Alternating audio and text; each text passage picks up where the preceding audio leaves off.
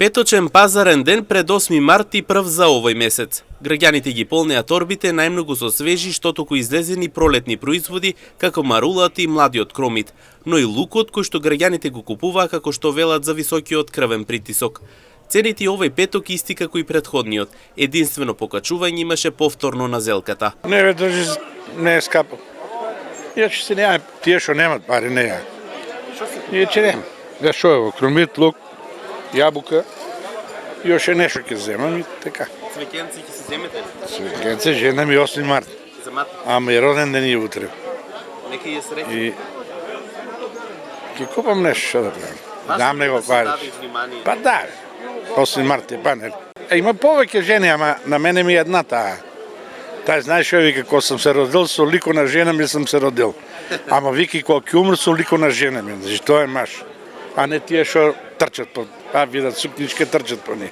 Неќе да земам. За господјата? Не ќе бабата. Зашо? Поти не е научена, од млади години не е научена и готово. Зелка, кромиче, лукче, тоа. Скапо ли?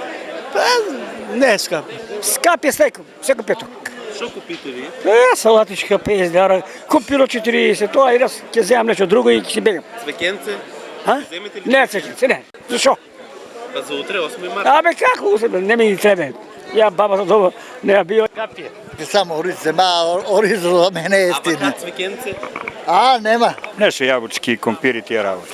Побарувачка има велат производителите, додавајќи дека цените се складни според нивните трошоци. Истакнува дека наскоро ќе посадуваат и домати, пипер и краставици за оваа година. Кромит, лук, спанаќ, маруличка, јајца домашни проремеги.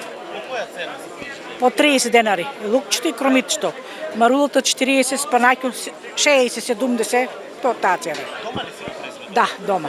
Во Караорбан. Да. Имаме и фолија од надвор.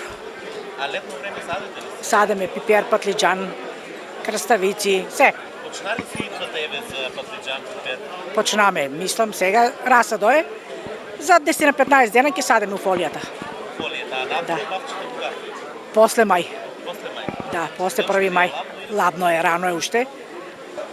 Оно и у фолијата е рано, ама па више стопли се времето ќе биде. Сами ли се произведувате или со дедото? Со дедото. И децата по некој пат помагат кога можат. Има ли наследници после вас и они да работат? Тешко е. Сите гледат да избегат пространство и тешко е. Кромидо оде 3,40, лукта оде 3,40. Марулата е 40, зелката е малку покачена, пошто сега е меѓу период, некаде 6-70 динара кило. Па не е страшно, есента, цела есен за турши, луѓето плаќаа по 3-4 кила зелка, по 6 динара кило.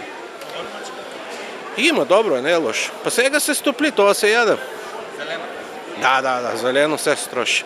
Во согласно со ситуацијата, овој петок се продаваше и роквицата, но и брокулата, кои граѓаните ги купуваа за салати и специјалитети.